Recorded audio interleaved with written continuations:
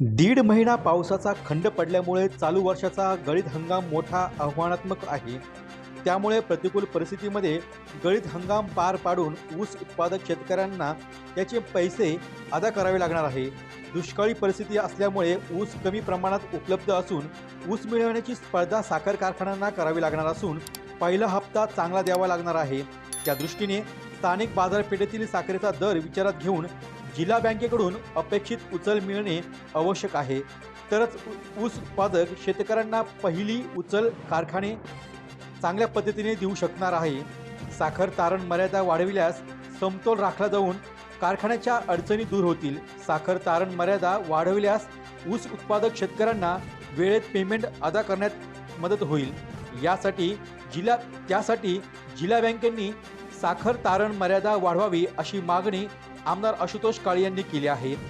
कर्मवीर शंकरराव काळे सहकारी साखर कारखान्याच्या सन 2023-24 या वर्षाच्या 69व्या गळीत हंगामाचा शुभारंभ विजयादशमीच्या मुहूर्तावर कारखान्याचे संचालक सूर्यभान कोळपे व त्यांच्या सुवज्ञ पत्नी सौ चंद्रकलाताई कोळपे यांच्या हस्ते विधिवत पूजा करून ज्येष्ठ संचालक व मार्गदर्शक माजी आमदार अशोकराव काळे यांच्या अध्यक्षतेखाली कारखान्याचे चेअरमन आमदार आशुतोष काळे व संचालक मंडळांच्या हस्ते गव्हाणीत ऊसाची मोळी टाकून करण्यात आला आहे. यावेळी आमदार काळे म्हणाले की चालू वर्षी दीड महिना पावसाचा खंड पडल्यामुळे खरीप पिकांचे मोठे नुकसान झाले असून रब्बी हंगामाचे भवितव्य देखील अधांतरी आहे. धरणे भरलेले असून साठवण बंधारे देखील भरलेले आहेत. ही समाधानाची बाब आहे. मेंढेगिरी समितीच्या चुकीच्या निर्णयामुळे आजपर्यंत अन्याय आला आहे. जायकवाडी धरणात पुरेसे पाणी आहे. त्यामुळे यावर्षी दुष्काळी परिस्थितीत असताना जायकवाडीला पाणी सोडण्याचा निर्णय घेऊ नये याबाबत पाठपुरावा सुरू असून त्याबाबत न्यायालयात देखील याचिका दाखल केलेली आहे. दुष्काळी परिस्थिती पाहता शेतकऱ्यांना रब्बी हंगामाचे नियोजन करण्यासाठी तातडीने कालवा सल्लागार समितीची बैठक घ्यावी याबाबत पालकमंत्री व जलसंपदा मंत्री यांच्याकडे मागणी करू असे आमदार आशुतोष काळे म्हणाले.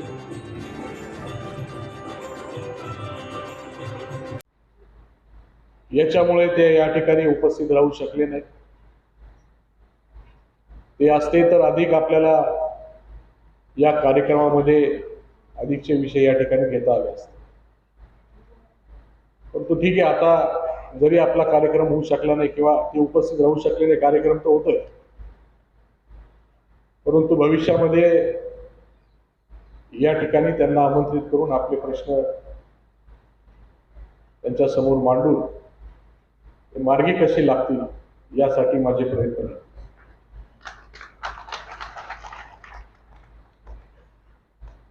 आपण राज्याचा जर आढावा 23-24चा घेतला तर हा दुष्काळी परिस्थितीमध्ये या ठिकाणी होणार आहे. गाळपाचे उद्दिष्ट पूर्ण करणं हे फार मोठं आव्हान सगळ्याच कारखान्यांसमोर राहणार आहे, आपल्यावर देखील. मी आपल्याला 17 तारखेला काही याच्यातले लोक होते, आपल्याला कल्पना दिली होती का 18 तारखेला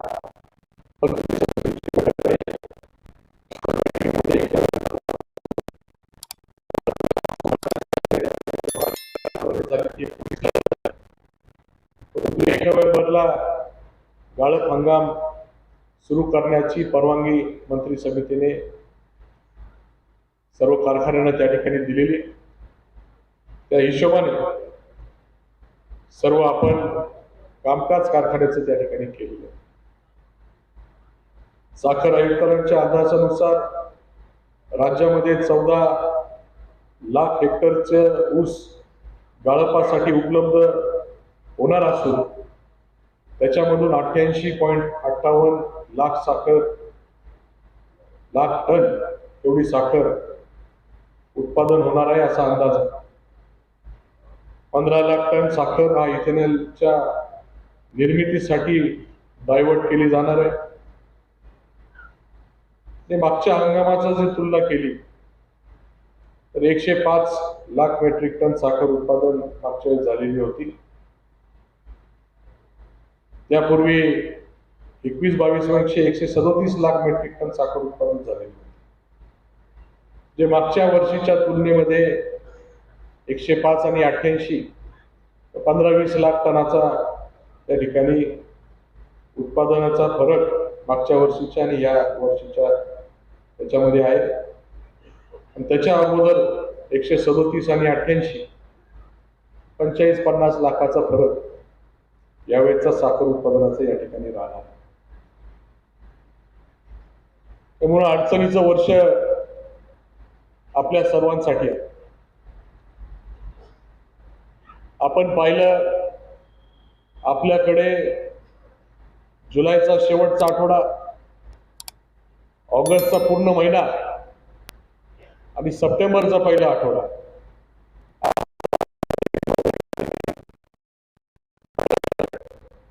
आणि म्हणून सगळ्या त्याचा फटका त्या ठिकाणी. याच्यामधून ऊस देखील त्या ठिकाणी बाजूला राहिले नाही. ऊसामध्ये अपेक्षित वाढ मिळालेली नाही, म्हणून अपेक्षित वाढ नसल्यामुळे अपेक्षित टनेज मिळणार नाही, ही वस्तुस्थिती त्या ठिकाणी आहे. आपण यावर्षी अंदाज धरलेला आहे. आपल्याकडे जरी नोंद 8,500 हेक्टरची झालेली, परंतु अन्य विल्हेवाट त्याच्यामधून वजा जाता 7,000 हेक्टर ऊसाची उपलब्धता त्या ठिकाणी होणार आहे. या 7,000 मधून जर अंदाज केला तर साधारण 60 टन हेक्टरी जर अंदाज केला तर 4 लाख ते 4,25,000 20,000 पर्यंत त्या ठिकाणी ऊस उपलब्ध होऊ शकतो. सरासरी 4 लाख जर धरला तर 4 आपल्या कार्यक्षेत्रातला आणि बाहेरच्या कार्यक्षेत्रातून 2 असा 6 लाखाचं उद्दिष्ट आपण या ठिकाणी ठेवलेलं आहे. ते उद्दिष्ट पूर्ण करण्यासाठी आपला कारखाना 6,000 नी चालला तर साधारण 100 दिवसाचा गाळप हंगाम या ठिकाणी होऊ शकतो. परंतु हा अंदाज आहे. 16-17 असेल त्यावेळेस 73 दिवस कारखाना चाललेला होता. 18-19ला काहीतरी 95 दिवस कारखाना चालला होता. आणि यंदाही वर्षी अडचणीचा त्याच पद्धतीचा आहे. म्हणून हे सर्व आव्हानं आपल्या सर्वांसमोर आहे. याच्यामध्ये FRPचा जर आपण विचार केला यंदा 10.25% रिकव्हरीला 3150 रुपये असा दर केंद्र सरकारने या ठिकाणी जाहीर केलेला. मागच्या हंगामापेक्षा FRP मध्ये वाढवलेला आहे. या सर्व निर्णयाचं मी आपल्या सर्वांच्या वतीने स्वागत करतो. केंद्राचे आभार मानतो. विक्रीच्या बाबतीमध्ये आपल्या सर्वांना कल्पना आहे, 3100 रुपयाचं SMP आपली आहे. जनरल मीटिंगच्या वेळेस मी मागणी केली का 3600-3700 रुपये प्रति क्विंटल आपली विक्री किंमत आपल्या सरकारने त्या ठिकाणी ठरवली पाहिजे.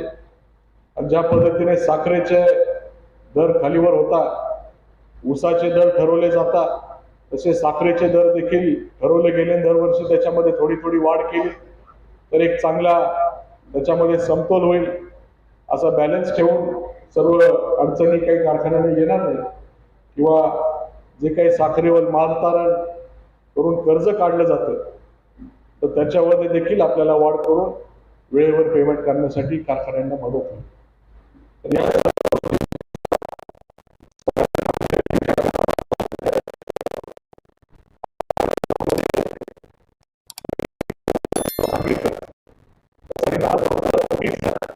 आयकराचा प्रश्न केंद्र सरकारने त्या ठिकाणी मार्गी लावलेला आहे आणि म्हणून त्या बाबतीमध्ये त्यांचे परत एकदा आभार मानले पाहिजे. आभार मानून त्यांनी भविष्य काळामध्ये सहकार कारखानदारी असेल, सहकार क्षेत्र असेल, त्याला अजून बळकटीकरण कसं करता येईल यासाठी प्रयत्न त्या ठिकाणी केला. दुसरा एक महत्वाचा निर्णय GST आणि वॅटच्या बाबतीमध्ये झालेला. जे काही वॅट किंवा GST स्पिरिटवर लावले जाते, जर इंडस्ट्रीयल वापर असेल तर त्याच्यावर GST आणि जर ते स्पिरिट कुठल्या मद्यासाठी जर दिलं तर त्याच्यावर वॅट अशा प्रकारचा निर्णय जीएसटी काउन्सिलच्या मागच्या मीटिंगमध्ये झालेला. म्हणून फार मोठी अडचण आपल्या समोर होती. त्या टॅक्स भरण्यासाठी आपल्याला मोठी तरतूद करावी लागणार होती. हे करत होतो आणि म्हणून तरतूद केल्यामुळे जर पुढे आपल्याला जीएसटी भरावा लागला असता तर फार मोठा भुर्दंड आपल्याला बसला असता. आणि म्हणून एक महत्वाचा निर्णय जीएसटी काउन्सिल या ठिकाणी घेतलेला आहे. त्यांचे मी मनापासून अर्थ मंत्रालयाचे या ठिकाणी आभार मानतो. आपला कारखाना आपण पाहिलं प्रेझेंटेशन 1955-56 ला चालू झालेला 800 टनाचा कारखाना आता आपला कारखाना 6000 टनांनी चालणार. पूर्वीचे 4 बॉयलर त्या ठिकाणी होते. त्याच्यामधून मिळणारी जी स्टीम होती ती कमी प्रेशरची होती. जे काही 4 बॉयलर होते त्याच्यामधून मिळणारी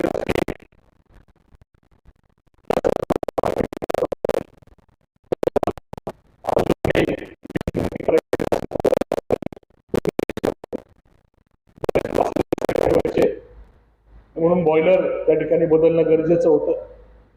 पहिल्या फेजमध्ये बॉयलर टर्बाईन मिल आपण या ठिकाणी बदललेले. पूर्वीचे 6 मिल सेट होते, 30-60 इंचाचे ते मिल सेट होते. आता 40-80चे मिल झालेले आहेत. 4 मिलवर त्या ठिकाणी गाळप करणारे. आणि आज आपण बॉइलिंग हाऊसचं देखील काम पूर्णत्वाकडे जाताना पाहतोय. म्हणून या सर्व कामामुळे 800 टनापासून आता 6000 टनावर आपण गेलेलो. जे काही स्टीमचा वापर असेल तो आटोक्यात येणार आहे. बगॅसची बचत होणार आहे. आपल्या ज्या काही मशिनरी आहे याला पूर्णपणे कम्प्युटर कंट्रोल असणार आहे. सगळं DCS ऑपरेटेड असणार आहे. आणि म्हणून जे काही मॅन्युअल काही अडचणी यायच्या, मॅन्युअल काही चुका व्हायच्या तर मशीनच्या सहाय्याने या सर्व अडचणी दूर होणार आहे. म्हणून चांगले रिझल्ट आपल्याला त्या बाबतीमध्ये मिळणार आहे. साखरेची क्वालिटी त्या ठिकाणी सुधारणार आहे. साखरेची साईज त्या ठिकाणी जास्ती मोठी कशी घेता येईल, जास्त प्रमाणामध्ये कशी घेता येईल यासाठी आपले प्रयत्न त्या ठिकाणी राहणार आहे. या सर्व गोष्टी आपण या कारखान्याच्या नवीन उभारणीमधून साध्य करणार आहे. मी या निमित्ताने आपल्या सर्वांना विनंती करेन का आपण मागच्या जनरल मीटिंग असेल, बॉयलरच्या अग्निप्रतिपन समारंभाच्या वेळेस आपल्या सर्वांना विनंती केली का अधिकचा ऊस उपलब्ध कसा होईल. आपले मित्र असतील, आपले सर्व ओळखीचे नातेवाईक असतील, यांच्याकडनं आपल्या कारखान्याला अधिकचा ऊस कसा उपलब्ध होईल यासाठी आपण सर्वांनी प्रयत्न करावे अशा प्रकारची विनंती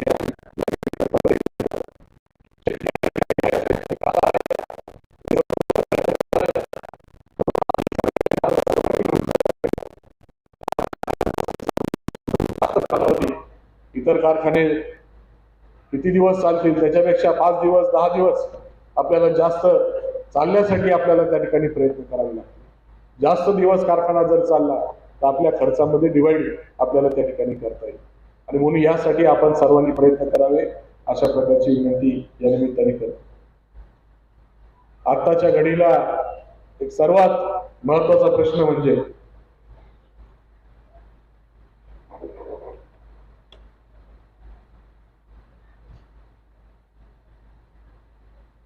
आपल्या शेतीच्या पाण्याच्या बाबतीमध्ये आहे. यंदा जवळपास 45 दिवस पावसाचा खंड झाला. धरणावर पण पाऊस नव्हता आणि म्हणून रोटेशन सोडायला थोडासा विलंब झाला. जे काही धरणामधलं पाणी होतं ते आपल्याला त्या ठिकाणी काढावं लागलं. परंतु नंतर पाऊस झाला आणि आपले धरण त्या ठिकाणी 100% भरलेले. देवकृपेने आपले बंधारे देखील 90-95% त्या ठिकाणी भरले. खाली देखील आता जायकवाडीमध्ये पुरेसं पाणी आहे. फार अशी अडचणी अशातला भाग नाही. आणि म्हणून आपल्या सर्वांच्या रब्बी हंगामाचा विचार करता खाली पाणी सोडू नये अशा प्रकारची मागणी आपण त्या ठिकाणी केलेली. मागच्या आठवड्यामध्ये पाण्याचा आढावा घेण्यासाठी जे काही GMIDC Godavari Marathwada irrigation department इथे सर्व अधिकाऱ्यांची मीटिंग त्या ठिकाणी बोलवण्यात आली होती आणि पाण्याची आकडेवारी प्रत्येक धरणावरची त्या ठिकाणी घेण्याचा त्यांनी त्या मीटिंग मध्ये प्रयत्न केला. ईडी त्यावेळेस त्यांचे काही घरामध्ये दुःखद घटना झालेली होती, परंतु ज्यांच्याकडे चार्ज दिला होता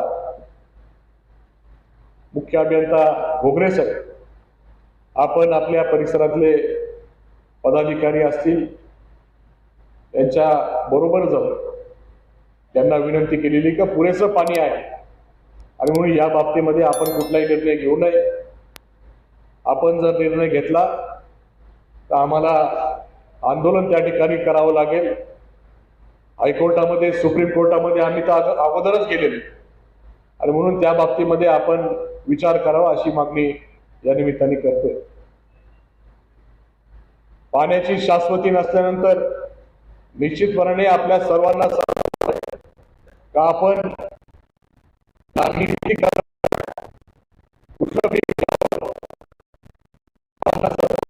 त्या ठिकाणी राहणार आहे.